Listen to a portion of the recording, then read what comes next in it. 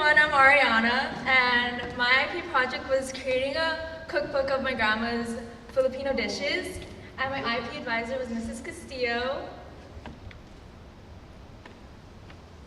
So first, a little bit about my background. My grandma speaks Ilocano, and my grandma was born and raised in Ilocos Norte, and she worked in a restaurant, which is how she learned how to cook. And my grandpa, he worked in the rice field in the Philippines, then he moved to Kauai to get better opportunities. And he worked in the sugarcane fields, and right now my grandma lives on Kauai. But my dad, he didn't learn Ilocano because he wanted to speak English only. And he didn't learn any of my grandma's Filipino recipes, which irritates me because the only way I could eat her dishes was when I went to Kauai, and we don't go that often. Plane tickets are expensive. And when he'd go out for work, and then she'd have to freeze it so it's not as fresh. So I use the IP as an opportunity to create a written record of my grandma's recipes because she has it all memorized. So yeah. So my objective was to learn my grandma's recipes and then ultimately create a cookbook of my grandma's recipes in order to preserve and pass down my Filipino culture. So some of my responsibilities is I needed to regularly contact my grandma since she lived on Kauai.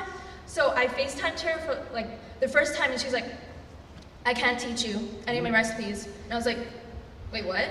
And she's like, I have to teach it to you in person. So I was like, okay. Thanksgiving was right around the corner, so we flew her down, and that's when she taught me basically almost all her recipes. So that was fun. And I had to make sure I purchased all the ingredients for the dishes.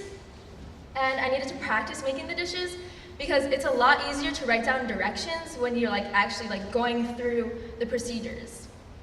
Future tip if you want to make a cookbook. So my next step was to take really detailed notes and measure the ingredients because she was just throwing stuff in there, and I was like, how much was that? And she's like, I don't know. 3 tablespoons? And I was like, oh. So I had to go back and measure it. And then she doesn't have a timer for how long she makes a dish. So I had to she was starting, and I was like, oh, timer. So I was like, oh. And then I had to clearly format my directions, my ingredients, the prep time, and cook time. And then on the left side is my first rough draft, and that's actually the neatest one I made. And then on the right side is another cleaner version, and then I typed it afterwards. So this is me practicing my dishes. I burnt this one. It's okay though. And then I was practicing another one. So these are some recipes in my cookbook. So we have sweet pepper, chicken marunggay, ding, which is stir-fry and afritada, pinakbit and pork guisantes, lauya, which is my dad's favorite, but not mine. It doesn't have much flavor, and then pancit, and then dinar, which is blood meat, sinigang, fish soup, and adobo. And then this is lumpia, and then that's the filling, and then that's after it's wrapped and fried. And this is banana lumpia. So, what I learned how to write clear and straightforward directions on how to make a cookbook because it's very different than writing an essay for English. And I learned my grandma's recipes, which I'm very happy because now I can just whip up a meal. And I improved my cooking skills, guys. Before this, I only learned how to pancakes. I know how to make pancakes. Fry up some Spam. You could call me. I can do that. But now I know her dishes, so. Woo! Oh, I'm not done. How I grew. I became close with my family, guys. I just call my grandma now and FaceTime her. She always messes up on she's I see her fingers and I'm like, Grandma, you have to switch it. And she's like, I can't, so I have to hang up and then call her again. And then now my dad, he buys ingredients and he's like, can you make this for me? I'm like, I have homework, but it's okay. And then I got to know a lot more about my grandma. Yep. And then now I get to pass down my recipes to family, friends, cousins, anybody? Yep. And then, so this was Thanksgiving when she came, when she left, but it's okay. So yeah, that's me, my grandma and brother. Thank you.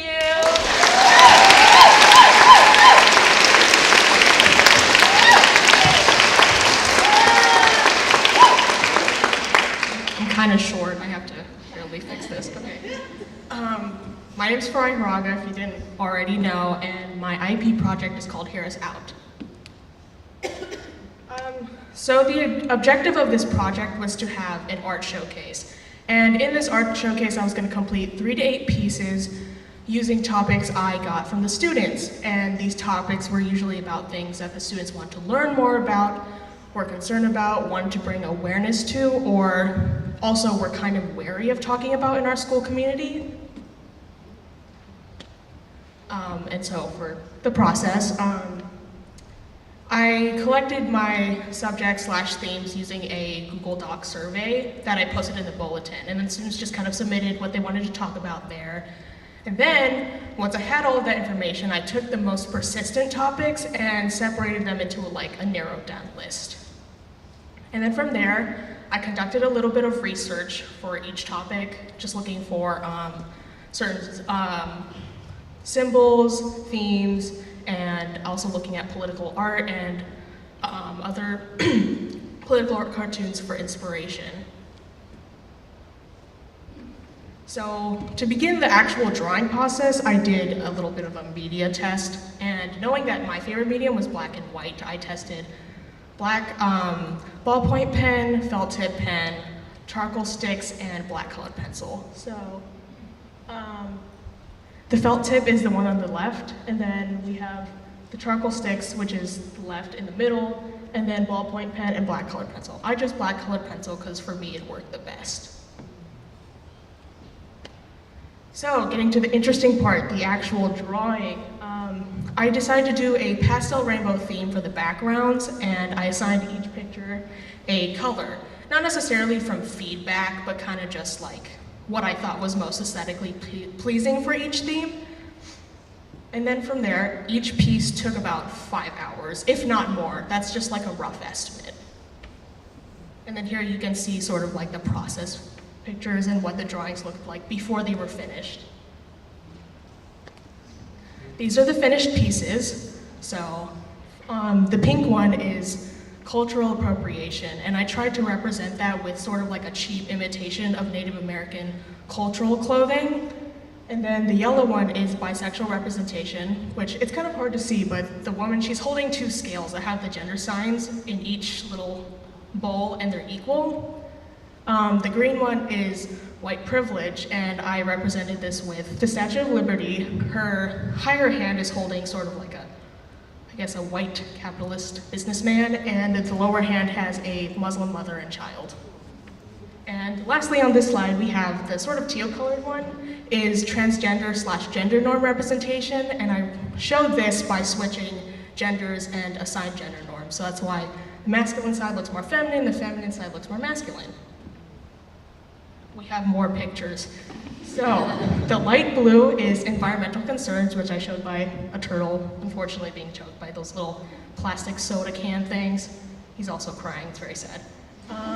The darker blue one, I have police brutality, which I showed by the wolf's ferocious nature and, of course, his uniform and badge.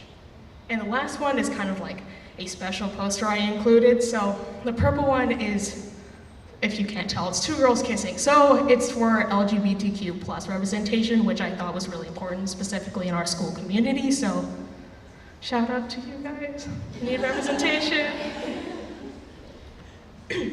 And if you didn't make it, these are some pictures from a show I had down at ARS Cafe in Monsarrat. It went really well. I actually sold a piece the first night, so that was super cool. I'm really stoked. And just here's some insights and achievements. So I learned to time manage and sort of like come up with new ideas when I was really lacking in inspiration. I learned how to acclimate myself to long working hours and to be really patient, because this process was grueling at times. I also learned how to conduct myself in professional environments because people were coming to me and asking me if they could purchase my pieces, and I sort of learned how to navigate my way through those conversations. And as for achievements, I sold 5 out of 7 pieces, which is really awesome. I'm super stoked. Thank you. And what's really cool is the Statue of Liberty one you just saw, the green one, that went to a really big art dealer in New York. Jim and his wife Kathleen Jacobs, they also promised me a college recommendation letter, and I was like, yes, please, I need it. Thank you so much. But yeah. Just to end this presentation, I'd like to close with some thank yous. So I'd like to thank my 2 advisors, Ms. Grigg and John Koga, who was my outside advisor, for their unwavering support and for really boosting my morale when my steam died out. And I'd also like to really thank my family because they were the backbone to my art showcase. If I didn't have their help, it wouldn't have happened, guys. Seriously, they were so helpful.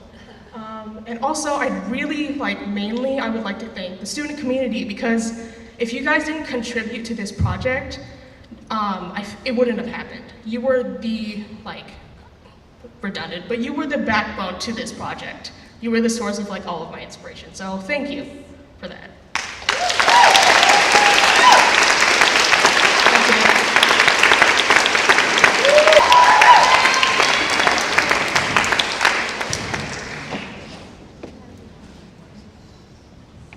Hello. As Dr. Pan just said, my name is Arianna Bow. I titled my IP presentation, Playing with Fire. My IP advisor was Mr. Sekulich. So what I set out to do for my IP project was to learn how to spin fire using a fire staff. My objectives for this project were to learn the basics of fire spinning, to construct my own staff, to gain kind of strength and body awareness, and also to look really cool, because it's a cool thing. There are lots of different types of fire performance. So you have fans, like this woman is doing, double stabs. Some people even use flaming swords. It's honestly, it looks really cool, but it's terrifying in person. So, my to-do list. First thing I had to do, the most important thing I had to do, was to learn about fire safety, then to practice, obviously. And I had to get my own staff, and then learn new tricks and skills, and mostly I use YouTube for that because it's a great resource. And then I also wanted to find people who were willing to kind of give me tips and advice and to help guide me on this fire spinning journey. So for the basics, I went to my auntie, her name is Sage B, and she has she has experience as a circus performer, and she gave me these guys. These are double stabs, and basically she taught me the most basic movements, so just regular spinning, then reversing direction, varial, which is kind of going around your body, orbit, just going about. I call this one full moon because it goes behind you and it looks like a moon. And then rotoring, which is going in front of you. So actually making the staff. I practiced with these for a couple months to kind of really get the basic movements down, but I knew that eventually I wanted to move on to a full-size staff. And originally my plan was to go online and buy one, but they're really expensive. So my dad was like, hey, why don't we make our own? And I was like, yeah, that's super cool, let's do that. So after some research, we went to Home Depot and bought a metal rod, and on either end we drilled 3 holes, and then using those 3 holes we sewed on the wicks, so like the ends that actually catch on fire, using Kevlar thread. We sewed Kevlar fabric onto the ends and then wrapped it to make the wicks. The reason you have to use Kevlar is because it's a fireproof fabric, and so when you actually dip it in the fuel will burn, but the wick will stay intact. And then for the body, we wrapped bicycle grip tape to kind of give it padding, and then marked the balance point with electrical tape. The reason there are socks on the ends is to protect the wicks from the dangers of outside life. Fire jam. So there's this thing that happens once a week at Kaimana Beach where basically fire performers from all around Hawaii will come and just like go ham. They'll like perform their hearts out. It's super awesome. My dad and I started going to them, and while we were there, we met this woman named Lonnie Violet, and she does fire performance for a living. She knows all different kinds of fire performance, and she taught me basically everything I needed to know about the fire safety aspect of this thing that I'm doing, and also how to like use fire to perform. I didn't know how to like really like actually light my staff before meeting her. Here's a video of me doing the thing.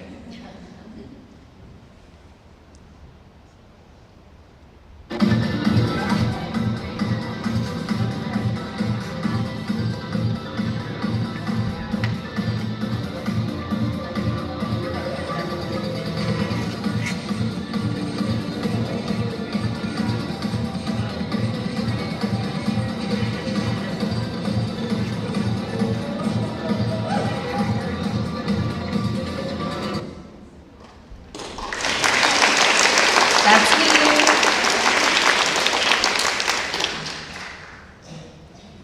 I spent 40 hours of my life doing this. What did I learn? Well, I feel like I really got a very solid foundation in fire performance, and I also made some friends in the firebending community. Fire spinning community. Which is really awesome. They're super cool people. I think though my favorite thing that I got out of this project, while I was at Fire Jam, there's a lot of people that come, and a lot of them are using a lot of different types of fire-like tools. And even people who are doing the same things I saw had really distinct styles, and that like tickled me. I love that. Everyone was super unique, and you could really like tell people apart. Like you have to do this at night so that you can see the fire. Like even if you can't see somebody's face, you can tell who they are just by the style that they're using. It's super awesome. Final thoughts and thanks. So I feel like I really accomplished what I set out to do. I've got my own fire staff. I've got my like foundation in this thing, and I feel like I'm more graceful just in my everyday life. I also forgot what I was going to say. Yes, I want to say thank you to my parents, my mom and my dad especially, who invested a lot of his time and money into this thing. I want to thank my IP advisor, Mr. Sekulich, who really kind of guided me through the actual presentation process, and my outside help, Sage B and Lonnie Violet, and also Dr. Pan, who had to approve this. Thank you, and everyone else who supported me along the way. And thank you for your attention. I'm Trinity Ung, and today I'll be presenting my IP project called Voices of the Asian American Community. With my project, I hope to explore the Asian American identity and culture within our American society. To do this, I would interview 9 Asian Americans on their experiences and any bias seen against them. From there, I would create 3 watercolor paintings that represent the themes that I find in this investigation. With these elements, I hope to bring awareness to the Asian American experience and bias.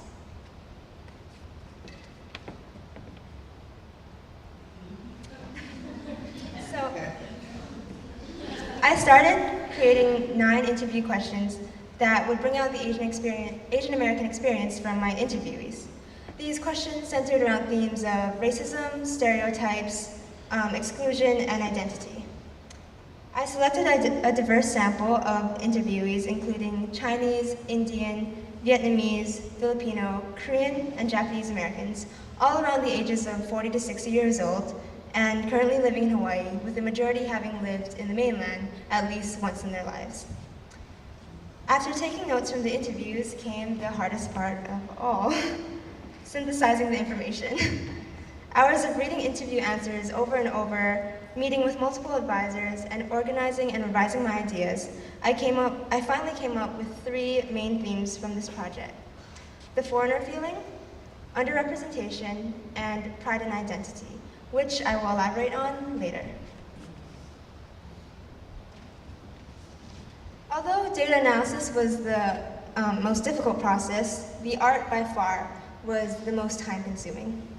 I depicted my themes using symbolism, and each painting took about 10 hours in total to create. In those 10 hours, I did a lot of brainstorming, finding reference photos, sketching, painting, and making finalizations at the end. So through late night, 2 to 3 hour sessions of continuous painting, I've created 3 watercolor pieces that I feel best represent the themes of this project.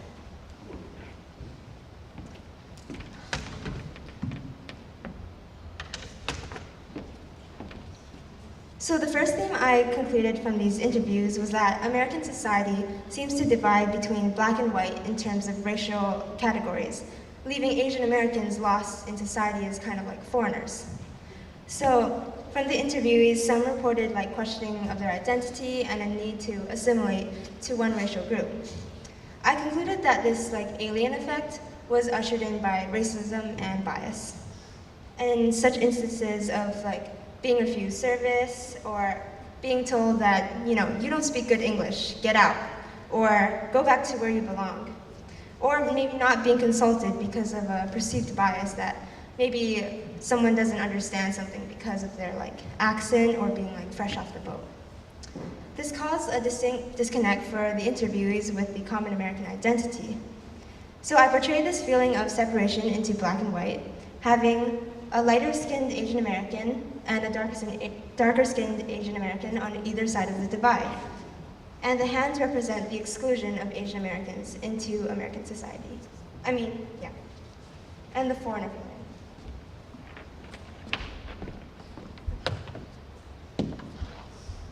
Sorry. So, my second painting describes how Asian Americans experience a different kind of struggle than other minorities do in being a part of American society.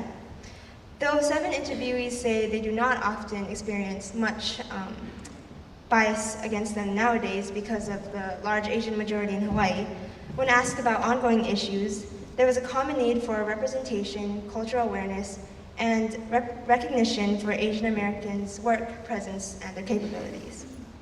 The root issue I found was underrepresentation, expressed by the interviewees as a lack of representation in politics, film, music, and art, very small amounts of exposure and diversity in media, and the roles that Asian Americans play in them, and a lack of understanding and respect for cultures.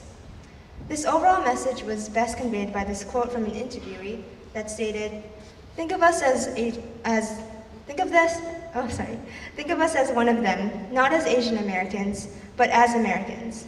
Once we are here, we are Americans. Don't treat us differently because we don't look the same. I chose to embody this theme of cultural recognition by using the rainbow in the man's shirt to represent the diverse cultures of Asian Americans. And in the man's hat, I represented working Asian Americans, and immigrants that provide to our community. Oh, and also, the dark smoky background represents like the obscurity of Asian Americans' truer identity and representation.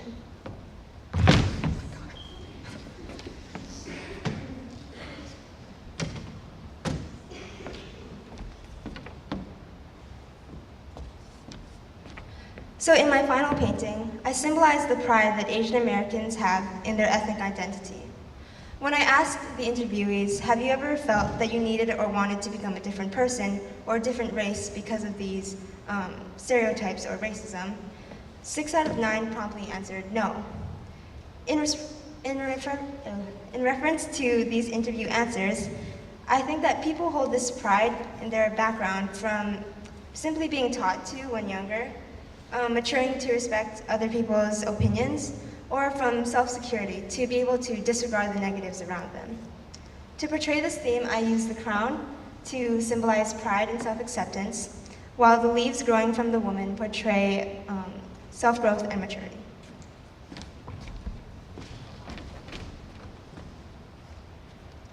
So completing this project brought up a variety of discoveries, not only about the Asian American experience, but also about myself. I was met roughly by my old habit of procrastination, but my saving grace was Miss Ota, who was my IP advisor that helped me to clear up my jumbled ideas and helped me create an organized plan for working on my project. Another thing that helped me was reaching out for advice, which was key to improving upon my final product. That is why I would like to thank Miss Ota, Dr. Pan, and Ms. Hall for spending time to read through my writing and providing very helpful feedback, and Ms. Grigg for lending artistic sources of information.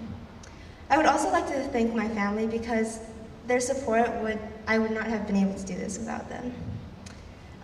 But overall, I would like to thank the people that I interviewed for this project for the information and the valuable experiences that I got would not have been possible in creating this project without them.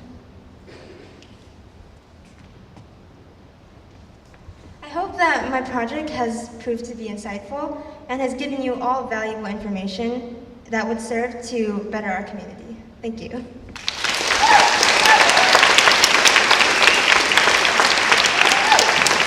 And we have 5 minutes for questions. You guys stand in the front. You're gonna be the boss of it. Oh, okay. And so all 4 of you, repeat the question back. Okay. All right. Does anyone have a question for any one of our presenters? Oh, Ms. Hannah. So Trinity, this question is particularly for you. So looking at the general population and white, the majority of them are Asians. Could you say that your findings could be true for a white community? Or is this, are your findings relevant in more of the global United States? So Ms. Honda asked if my findings can be applicable to the mainland and the U.S. In general, and that was a big problem that I had to consider. All of my interviewees are people who are living in Hawaii, so there's obviously a difference in with the Asian majority in Hawaii. But I do think that these experiences that I found can be used in mainland situations because I considered trying to get people who have lived in the mainland, so trying to get their experiences and everything. And I also I think that the overall message can be seen in other forms of maybe media, in the news you can see things, but overall I think that you can apply this to the mainland.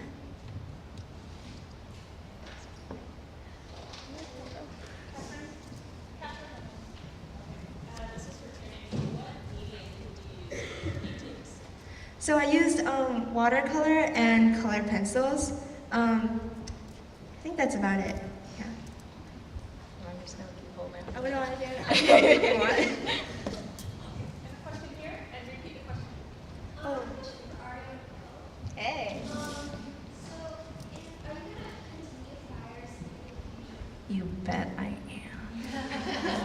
It's so much fun.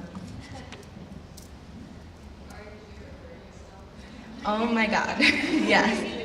Oh, yes, sorry. First question was, am I going to continue with this? Yes, I am. Lily Carlson's question was, did I ever burn myself? I lost a lot of arm hair doing this project. Just so much.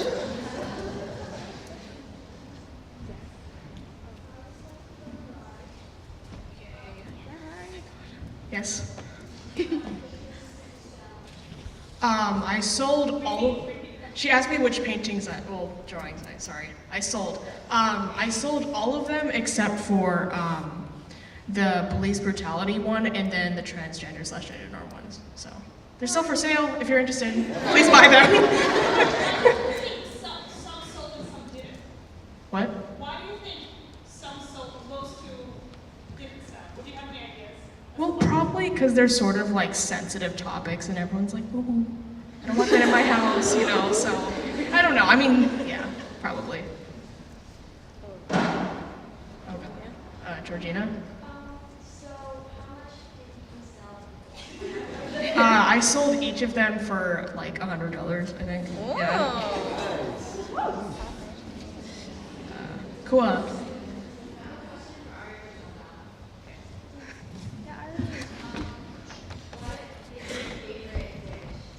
She asked me what my favorite dish was.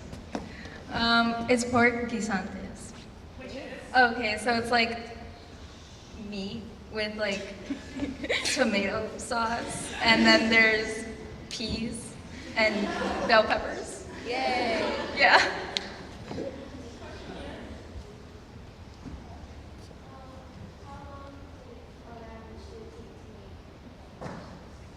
Oh, so long. It just depends what you make. I think a lot of the stuff is like you have to prep the day before. Or if you do it all at once, you can. It just takes a lot longer. But roughly an hour or more, usually on the more side.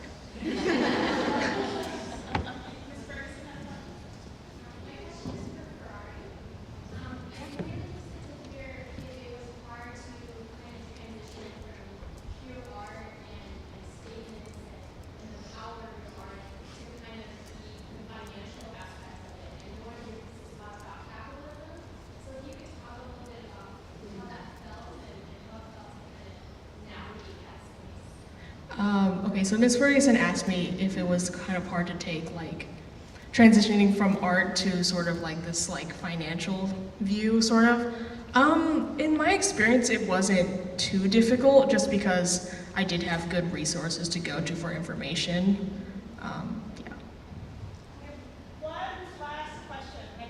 Oh, I just wanted to ask, Arianna, are you going to have that for moms and dads lunch? So he asked me, that was kind of loud, if I'm gonna have it for mom and dad lunch. One of them. One of them. I never thought about that. And if Arianna is going to perform for us one day. I mean, if you want me to. can we just give our presenters